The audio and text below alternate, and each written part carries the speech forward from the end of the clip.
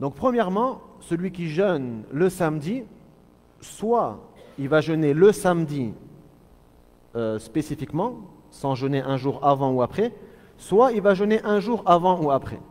Donc d'abord, on va commencer à parler de celui qui jeûne que le samedi. D'accord? Les juristes, les fuqaha des quatre écoles, l'école Hanafite, Malikite, Shafi'ite et Hanbalite, sont tous d'accord qu'il est détestable de jeûner le samedi individuellement, sauf bien sûr si c'est une obligation.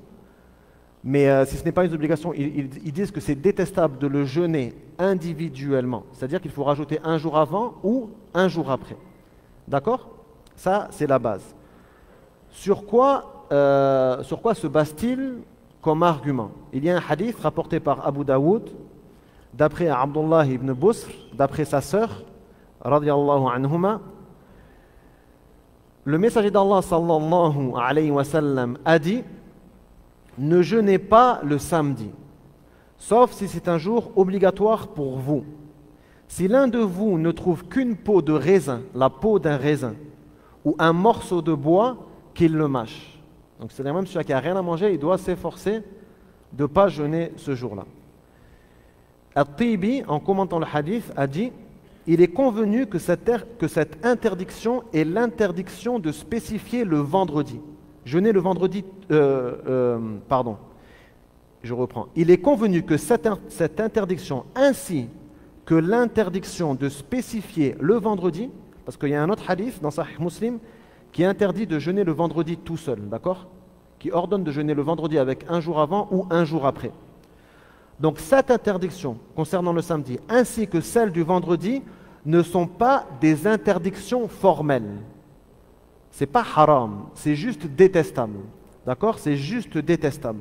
C'est ça qui veut dire. Les savants des quatre écoles considèrent cela comme détestable, si ce n'est pas un jeûne obligatoire. Ensuite, il explique le hadith. Et donc, il dit qu'il n'y a aucun mal à celui qui a l'habitude de jeûner un jeûne tout au long de l'année, par exemple, et que des fois ça tombe un samedi qu'il jeûne seul. Dans ce cas-là, il n'y a aucun mal à ce qu'il individualise le samedi par le jeûne. Par exemple, celui qui jeûne le jeûne du prophète Daoud, alayhi salam. Daoud, il jeûnait un jour, il rompait le jeûne un jour. Et il faisait ça comme ça, d'accord? Donc forcément, il y a un jour, ça va tomber un samedi, d'accord? C'est forcé. Dans ce cas-là, il n'y a pas de souci à jeûner le samedi. Ce n'est pas détestable à jeûner le samedi individuellement parce qu'on jeûne le jeûne de Daoud. Et ils ont dit aussi ce qui est dans le sens, dans la signification de ce qui est obligatoire, il n'est pas détestable de le jeûner seul. Ça veut dire quoi? Ce qui a la même signification que ce qui est obligatoire, c'est ce que la religion a prescrit comme jeûnes qui reviennent chaque année, comme le jeûne de Arafat et le jeûne de Ashura. Dans ce cas-là, si ça tombe un samedi, il n'y a pas de mal à jeûner que le jeûne de Arafat ou que le jeûne de Ashura. Il est quand même mieux, d'accord, de jeûner un jour avant si c'est Arafat, parce qu'après Arafat c'est l'Eid, donc c'est interdit de jeûner. Et bien sûr, Ashura, soit on jeûne un jour avant, soit un jour après.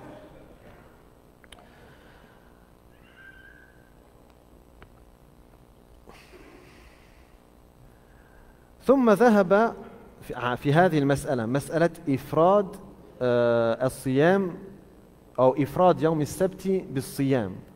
ذهب بعض العلماء إلى أنه لا كراهية أصلا، هو يجوز بل يستحب الصيام فيه كما يستحب في غيره من الأيام التي لم يرد فيها نهي. وذهب إلى ذلك ابن تيمية رحمه الله والآجري رحمه الله وغيرهما.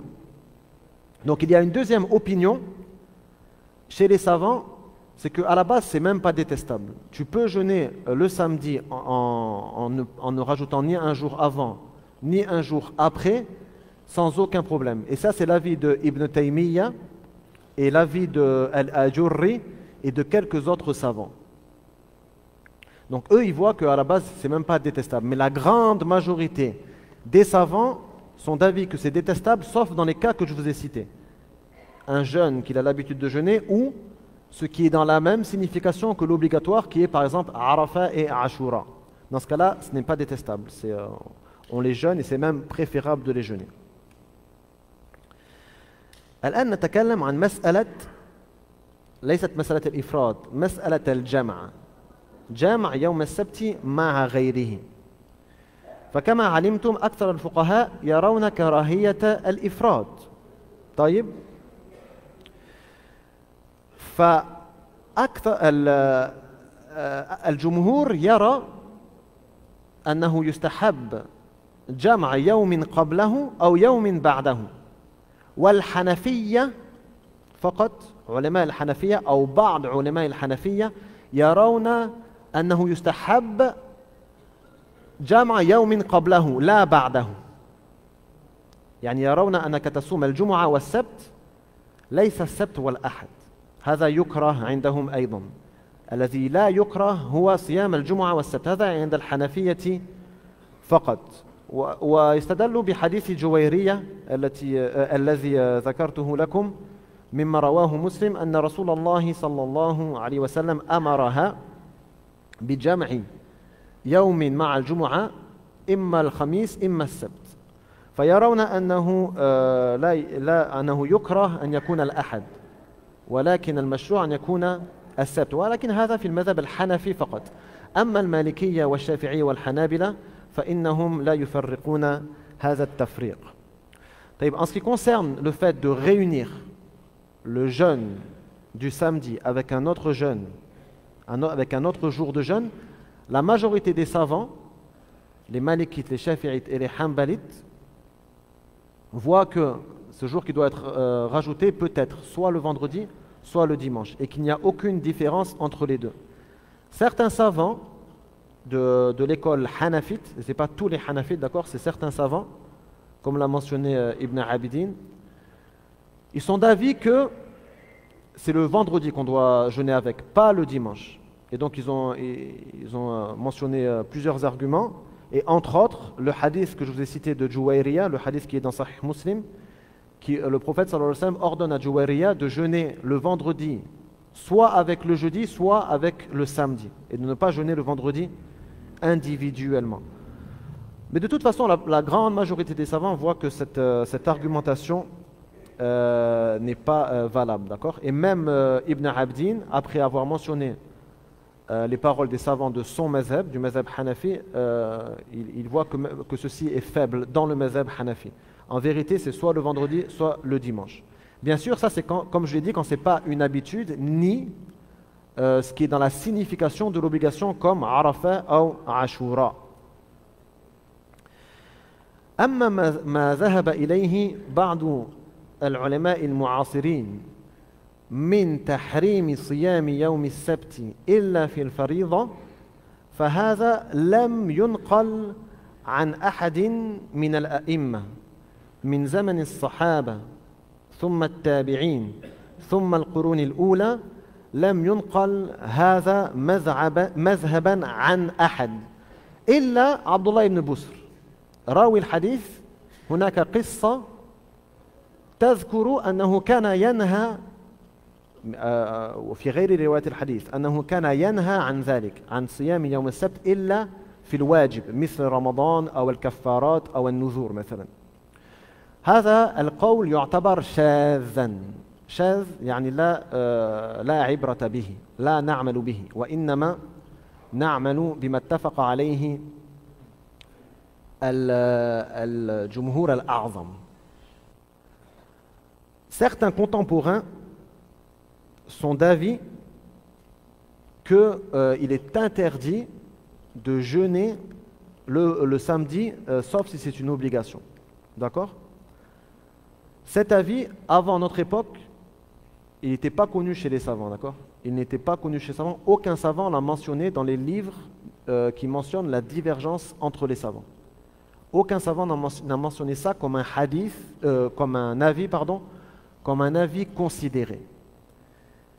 Sur tous les mazhab, que ce soit les 4 écoles ou même les mazahib qui sont rapportés d'après les compagnons d'après leurs disciples, at-tabi'in, et d'après les savants et les juristes des premiers siècles. D'accord?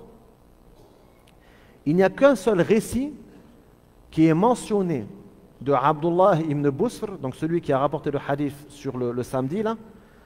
On pourrait comprendre qu'il il interdisait de jeûner le samedi, sauf lorsque c'est une obligation. Mais en vérité, ce sens apparent, il nous est obligatoire de le délaisser. C'est ce qu'on appelle une fatwa shadha, c'est-à-dire un avis juridique qui n'a pas eu de suivi, que personne n'a suivi.